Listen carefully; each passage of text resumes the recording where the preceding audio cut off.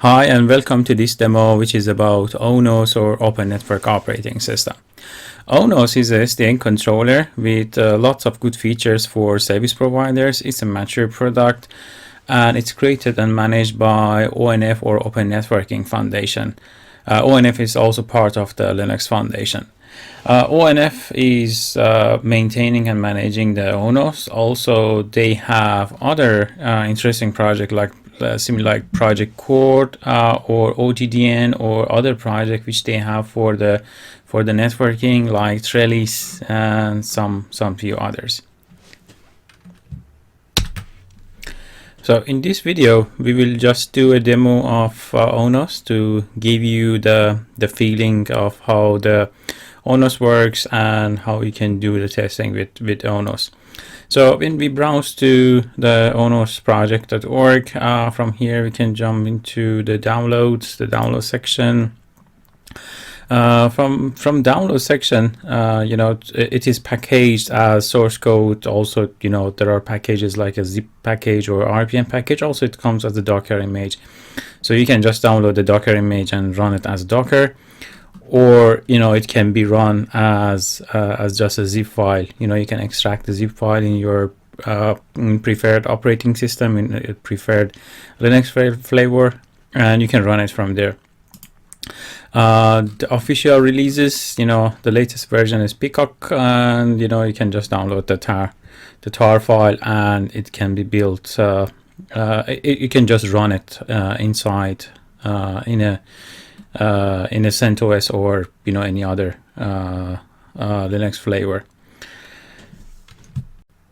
Now, for standard installation of ONOS on a single machine, there is a tutorial in Open Networking project in the documentation. Installation on a single machine, which is a very simple steps for creating a folder, downloading the zip file, the archive file from the ONOS project, and extracting it and just running the ONOS service. So actually the ONOS service here is exactly it's just Apache Graph. And if you remember, when we were talking about Open Daylight, which was also using the Apache Graph, ONOS also is using the same architecture, using the Apache Graph for launching, for managing the ONOS. So both ONOS and Open Daylight, they have somehow similar architecture. But however, for this example, for today's demo, we don't do the installation here. I mean, we can do just download the zip file and extract it on the machine, and you can once you start the ONOS service, after the Apache Graph comes up, you will get the web interface enabled on port number 8181, and you can just access the web interface of the ONOS. It's not like Open Daylight that you have to install and activate the web user interface like Deluxe, separately.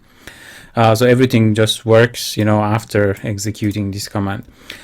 But ONOS has got something very nice. It's a complete tutorial for doing the demo.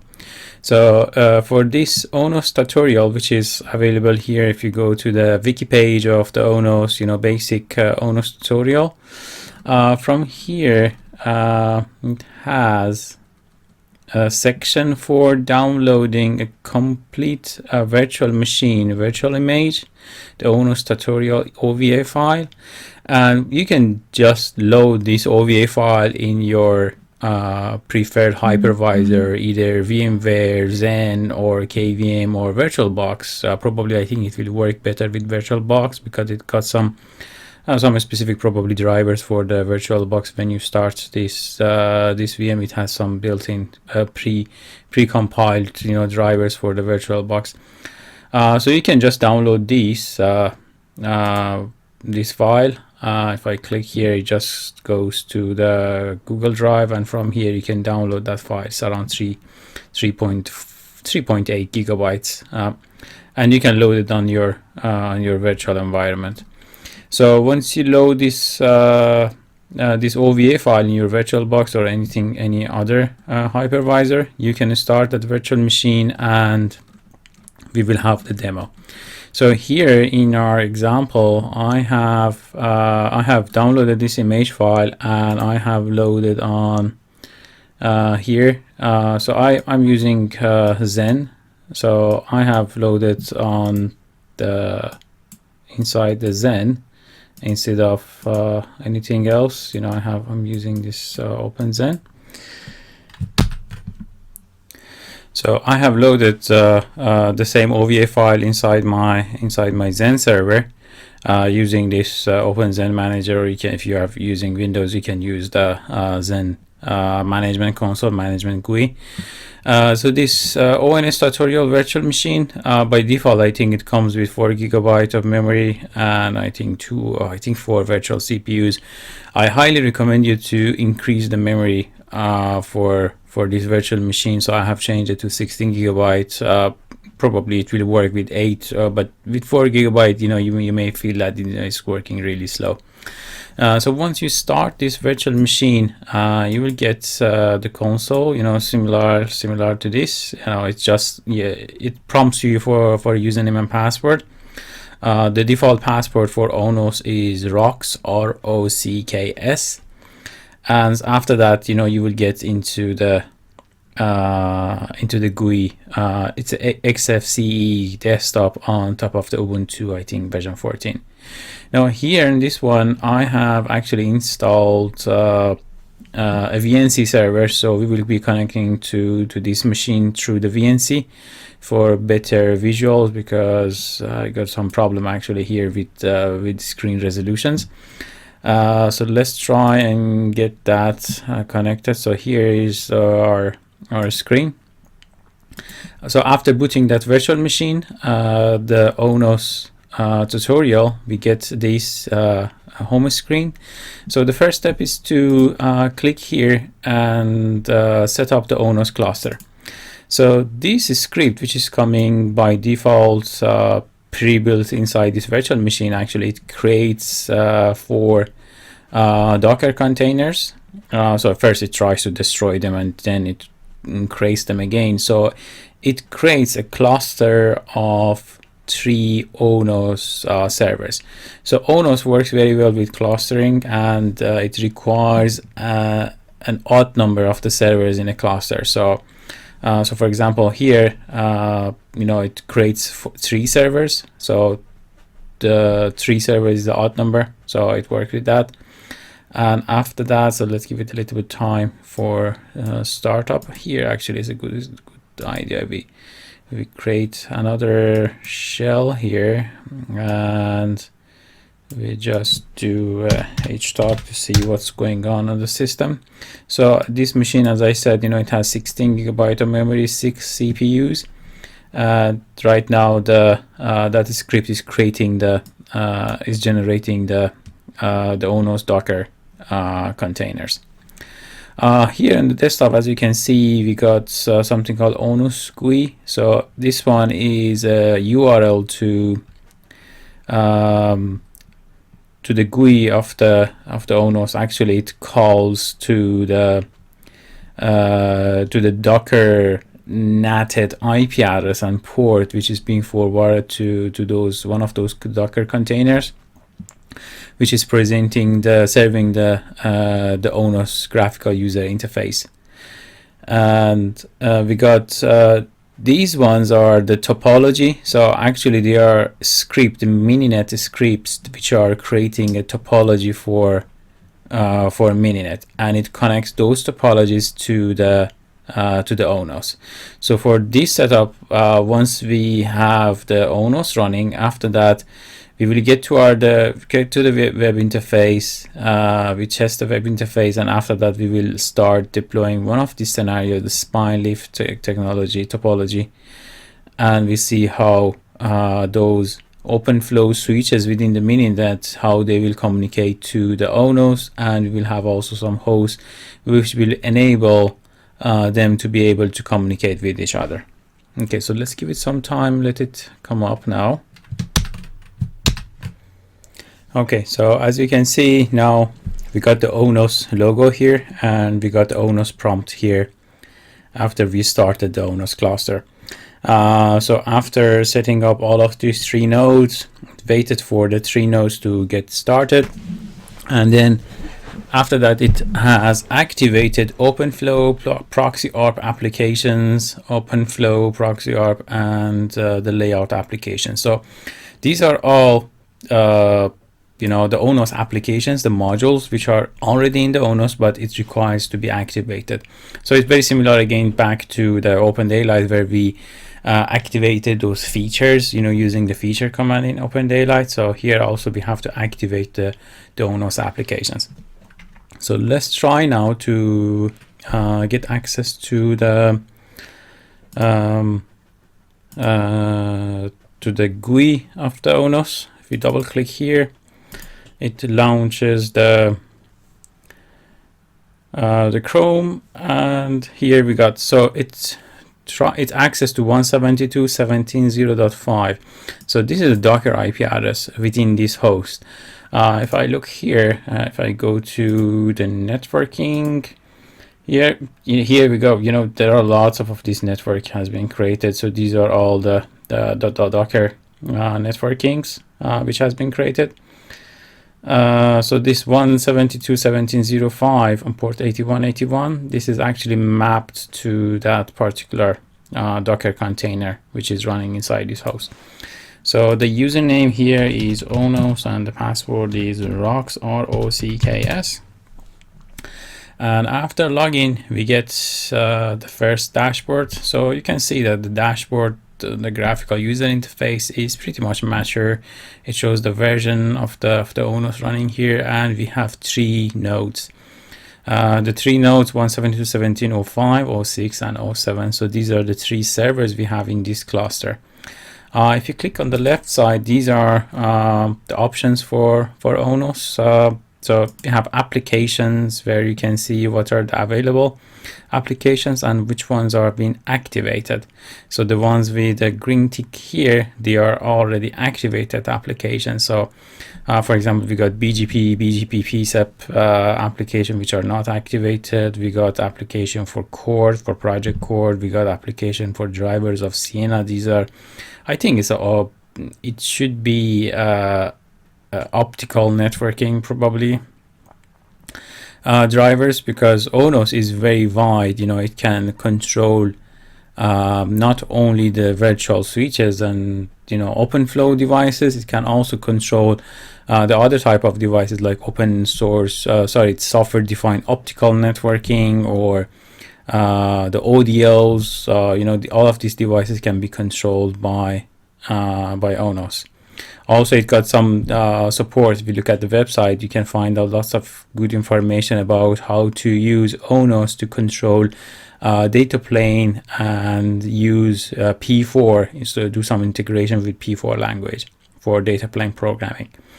So we got applications. These are the basic settings. It shows the setting information, the variables.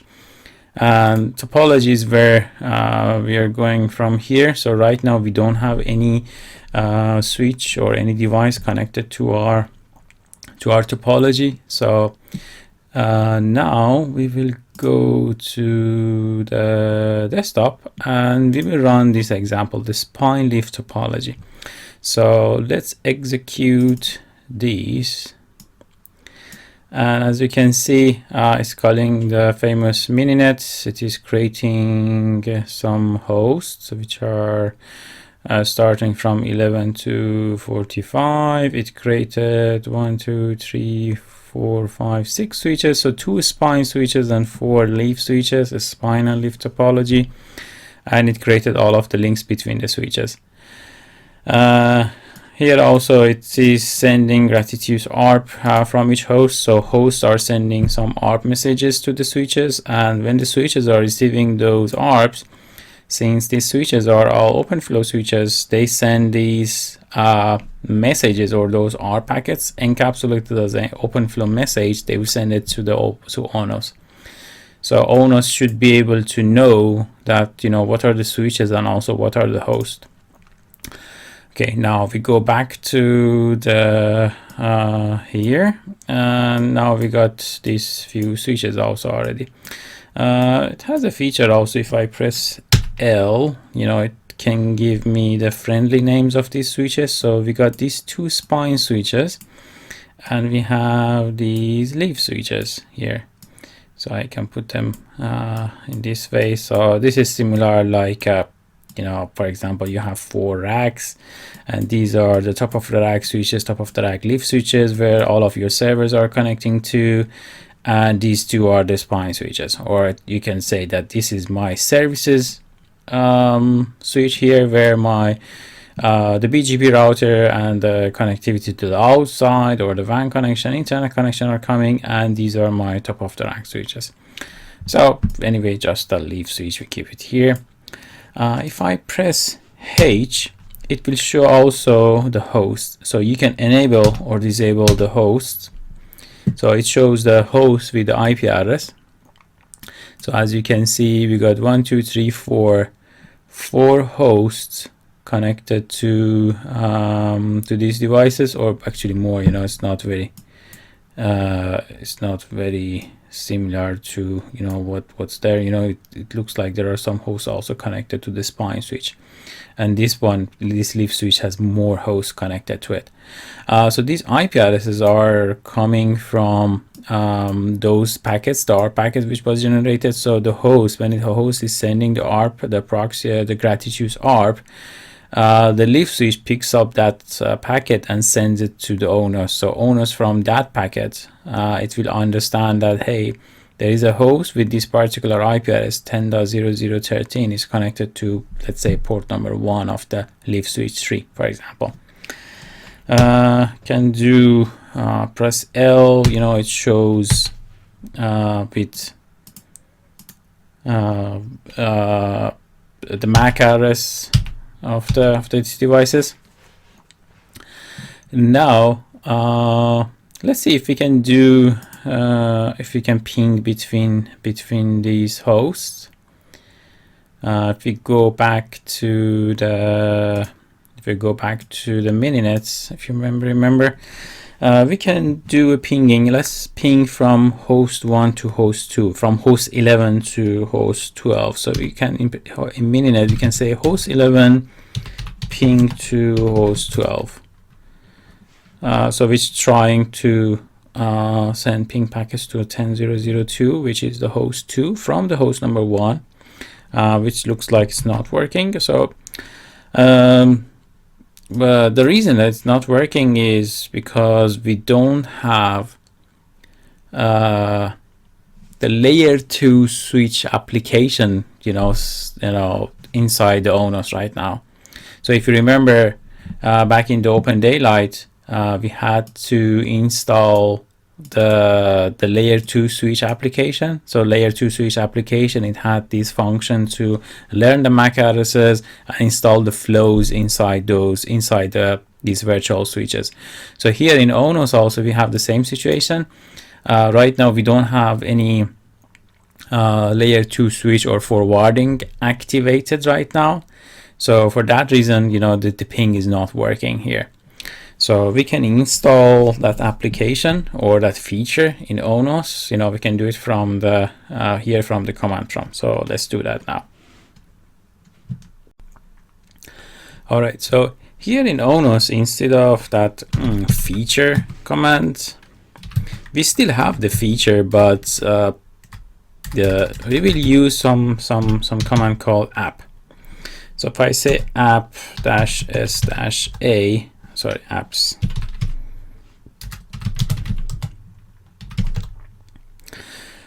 So this command shows the currently activated and installed application. So for example, optical model, the LLDP, drivers, OpenFlow, for example, these are the proxy ARP, these are all activated. So there is an app called, so we need to app activate.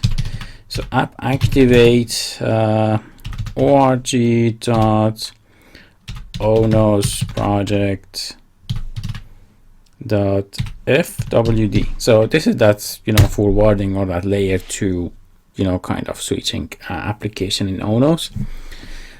So in Open Daylight, we use the feature install, that layer 2 switch. Here we have to say app activate, this particular application. So now after activating this, if we go back to Mininet, we try to ping H1 to H2. Let's see, is it going to work or not? Not yet. Let's try between host 1 and host 4. Not yet. It may need to get to give it some time, because this machine doesn't have that much processing power. Okay, so let's have a look at our web interface. Okay, so now you can see there are flows being installed. So because of the, we have so many hosts here, the ONOS is busy installing the flows inside the network. So let's do a refresh also. So till now we got 27 flows, and let's see if there is anything being changed. Okay, so now the number of flows installed is 32. Again, it back to 27. Okay, so now we got 40 flows installed. Keep increasing. Let me try again to do H11, ping to H12. Yeah, it's pinging now. So it takes some time because we have so many flows between all of these hosts. It's just it's a lot of them. It's keep changing. So this is how we can do the OpenFlow and installation of the flows inside the switches. So instead of again these switches, we can have the hardware switches which are compatible with OpenFlow, and ONOS will be able to control all of those switches. Now if I go to the application, let's see if that new application which we activated is showing with green tick. So the application which we activated was FWD. If we search it, yeah, so reactive forwarding FWD, that is already enabled now. So it's called reactive forwarding because it looks at the packet. So when a packet arrives, the switch key sends it to the SDN controller. SDN controller will react on that packet, and that message, it finds the destination and injects the flow inside the relevant switches in the path. So inside the source switch, and also all the switches in the path that are required to have a flow inside their flow table. Other than that, as you can see, it's a pretty much nice, great user interface. You can have a go with this nice, combined demo which is provided by ONOS. And also you can stop the Mininet from here, and you can go for the other demos which it has. So this one is very massive, John. You can run the other ones also. It creates many number of those switches, and it may load the ONOS very hard. Let's see, for example, this one, what kind of topology is going to generate. So it has 25 switches, for example. It's a massive topology for this small virtual machine to handle. But let's see. Okay, we go to topology, and it hasn't loaded yet. It will be a lot of device. Okay, slowly it's loading it. So this is the US MPLS network created by that topology. So it has all of the host names and the number of links between them. Phoenix, this is the Los Angeles, and Dallas, Orlando. Then should be one of them, might be a service provider, or just a network which they put it there. So this was about just a very basic demo to give you the look and feel how the SDN controller works, the ONOS SDN controller works, how you can set it up. And feel free to play with ONOS if you are interested. And if you have any question, please feel free to write those questions in the forum, or you can contact me directly. Thank you very much.